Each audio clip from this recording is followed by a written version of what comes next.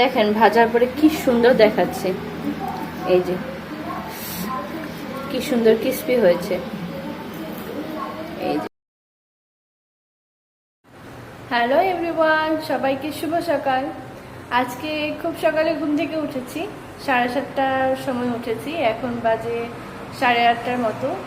সকালে ঘুম থেকে উঠে নাস্তা তৈরি করে, লাঞ্চ তৈরি করে ওকে বিদায় দিয়েছি। এখন থেকে তো প্রতিদিনই ব্লগ দিচ্ছি, আমার চ্যানেলে ঢুকলেই দেখতে পারবেন। আমার ব্লগগুলো আপনাদের কেমন লাগছে অবশ্যই কিন্তু আমাকে জানাবেন, কারণ আপনারা যদি না জানান কি ধরনের ব্লগ আপনারা পছন্দ করেন তাহলে কিন্তু আমি করতে পারবো না। সকালবেলা অনেক সুন্দর রোদ উঠেছে আজকে, অনেকদিন পরে। গতকালকেও এই সেম রোদটাই উঠেছে। এই যে পুরো মাঠে শুধু এখন রোদ আর রোদ। আমি এই যে সকালবেলা কাপড় নেড়ে দিয়েছি। কালকে বলেছিলাম যে ছাদে লোক এসেছিল, এই যে এখানে এসে পানিটা মানে শেষ করে দিয়ে গেছে, মানে ঠিক করে দিয়ে গেছে যেন পানিগুলো বের হয়ে যায়, কারণ ছাদ তো ড্যাম হবে, তাই না? এই যে তো এই যে 2 দিন আগে শুকনো মরিচ আনা হয়েছিল, কিন্তু এগুলোকে রোদে দেওয়া হয়নি। এখন এগুলোকে আমি রোদে দেব। এগুলো রোদে দিলে হয় কি, শুকনো মরিচ যদি আপনি অনেকগুলো করে এনে রাখেন এবং তারপরে এই শুকনো মরিচগুলো যদি থাকে তাহলে হয় কি, এগুলো ভিতরে এক ধরনের ফাউন্ডার মতো পড়ে যায়। অনেকের আছে এমনি রেখে দেয় বয়মে ভরে দোকান থেকে কেনার পরেই, তাহলে হয় কি ফাউন্ডার পড়ে যায় ভিতরে, তাহলে আর ভালো থাকে না বেশি দিন। আজকে যেহেতু কড়া রোদ উঠেছে, তো আজকে আমি ভালো করে রোদ দিব। রোদ দেওয়ার পরে এই শুকনা মরিচকে আরও 2 দিন দিব, আজকে দিব এবং আরও 2 দিন দিব। দিলে হবে এটা মচমচা হয়ে যাবে আর ভিতরে ফাউন্ডা পড়বে না, আমি বয়েমে রেখে দিতে পারবো এবং এটা দিয়েই আমি তরকারি রান্না করব, আর গুঁড়া মরিচ ব্যবহার করব না। ঘরের সামনে ইচ্ছা যখন যা মন চাই তাই রোদে দিতে ভালো লাগে। আর ছাদ যদি উপরে হয় বাসার, তাহলে উঠতেও ইচ্ছা করে না, যেতেও ইচ্ছা করে না। তো কফি বানানোর জন্য আমি প্রথমে 2 চামচ দুধ দিয়ে দিচ্ছি,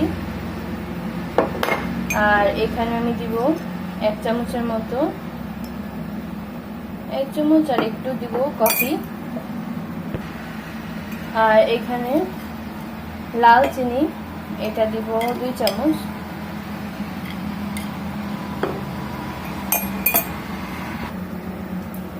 এখন আমি দিয়ে দিচ্ছি গরম পানি।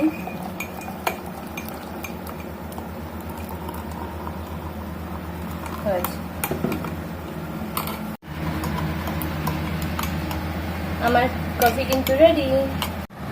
তো একটা কলা আছে এইটা, আর এখান থেকে হালকা রুটি, বাটার আছে, যদি খেতে মন চায় খাবো। এই হচ্ছে আমার আজকে সকালের নাস্তা, সাথে হচ্ছে কফি।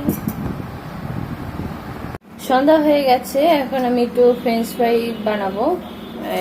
এই জন্য আমি একটু 5টা আলু নিয়েছি। এগুলো ভাজলে কমে যায়, ছোট মানে ছোট ছোট হয়ে যায়, এই জন্য 5টা নিয়েছি, দুজনে খাবো। এবং এগুলোকে আমি একটু চিকন চিকন করে কাটবো যেন আমাদের স্বাদ মতো। এই যে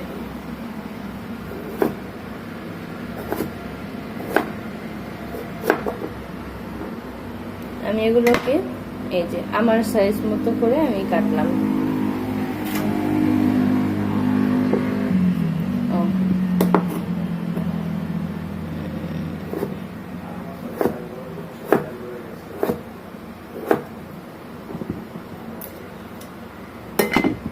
এই যে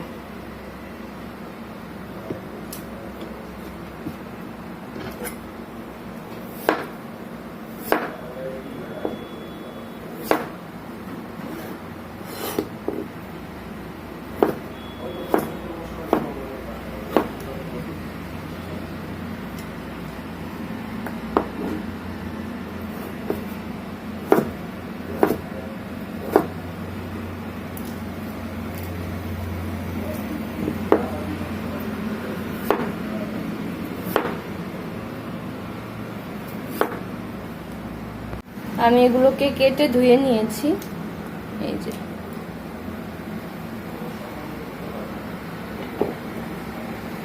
প্রথমে আমি এখানে মন ভরে তেল দিয়ে নিয়েছি। এখন এখানে আমি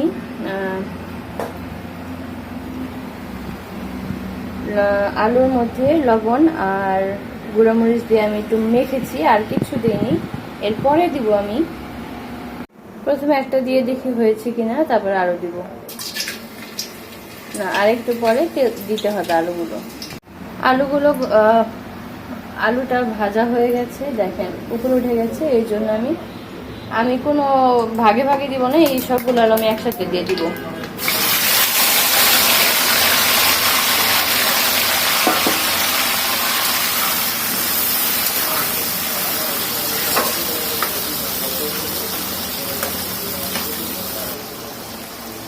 আমি এখানে একটু ছোট একটা বাটিতে একটু আটা নিয়ে নিয়েছি, এটাকে অল্প অল্প করে দিব আর নাড়া দিব।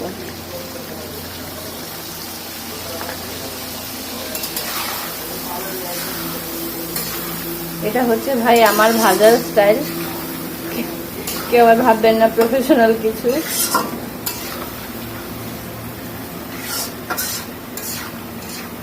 এখানে আমি অল্প করে কর্নফ্লাওয়ারও দিয়ে দিচ্ছি, অল্প একটু দিচ্ছি। আমি অল্প অল্প করে দিব আর ভাজবো, দিব আর ভাজবো।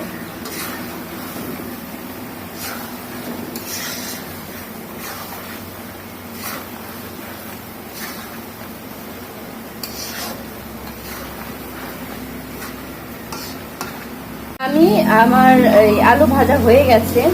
আমি এখন এই যে আলু ভাজা হয়ে গেছে, কিন্তু এটাকে আমরা এখন খাবো না।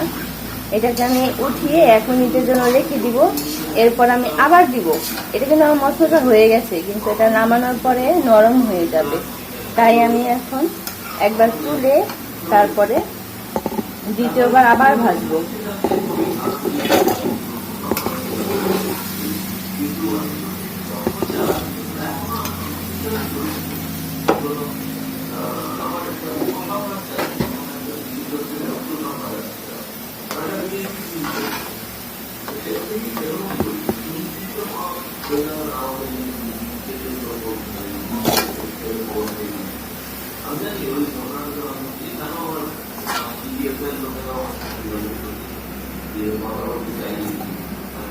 আমি কিন্তু এর মধ্যে আটা 2-3 বার করে হালকা হালকা ছিটিয়ে ছিটিয়ে দিয়ে তারপরে ভেজেছি। আপনারা চাইলে আমার মতো করে ভাজতে পারেন, কারণ একবারে যদি দেই তাহলে ওইটা আঠা আঠা হয়ে যায়।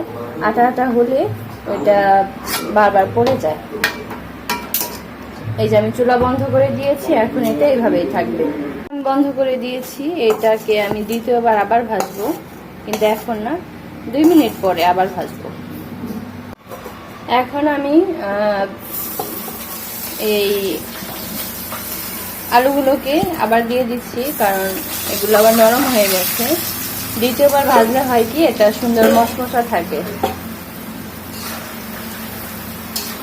সুন্দর করে লাল লাল করে এখন ভেজে নেব। লাল লাল করে ভাজলে আমাদের খেতে ভালো লাগে। দেখেন কি সুন্দর মশমশা হয়েছে। এখন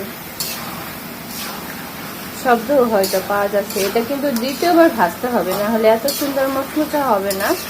আপনারা প্রথমবার যখন ভাজেন তখন কিন্তু এটা মশমশা হয়ে আবার নরম হয়ে যাবে। আর এটা যদি দ্বিতীয়বার ভাজেন, মানে এটা দেখতেও সুন্দর লাগে, খেতেও ভালো লাগে, মশমশাও মোটামুটি থাকে। আমি আলু ভাজার ফাঁকে এখন ভাতটা বসিয়ে দিলাম। ভাতের সাথে ডিম দিয়েছি, এটা দিয়ে জালি দিয়ে রান্না করব। এটা ভাজা শেষ, এখন আমি উঠিয়ে নিচ্ছি। কি সুন্দর ক্রিস্পি হয়েছে। আর কখনো আলু ওঠানোর সময় চুলাটা বন্ধ করে উঠাবেন না, বা যে কোনো ভাজা জিনিস উঠানোর সময় চুলা বন্ধ করে তারপর উঠাবেন না। তাহলে হয় কি, ওই যে তেলগুলো ওই খাবারের মধ্যে মানে বেশি ঢুকে যায়। আর যদি এই অবস্থাতেই ঢুকান তেল ঝেড়ে, তাহলে এত তেল খাবারের মধ্যে ঢোকে না।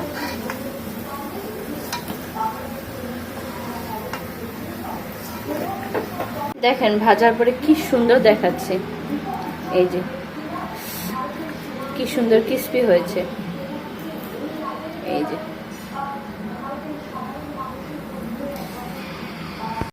এই যে আমি ফ্রেঞ্চ ফ্রাইয়ের জন্য 2টা আলুর শরবত 2 গ্লাস আমের শরবত বানিয়েছি। এটা এখন দিয়ে আমরা দুজনে নাস্তা করব। আগের ভিডিওতে আপনারা দেখেছেন আমি কিভাবে বানিয়েছি।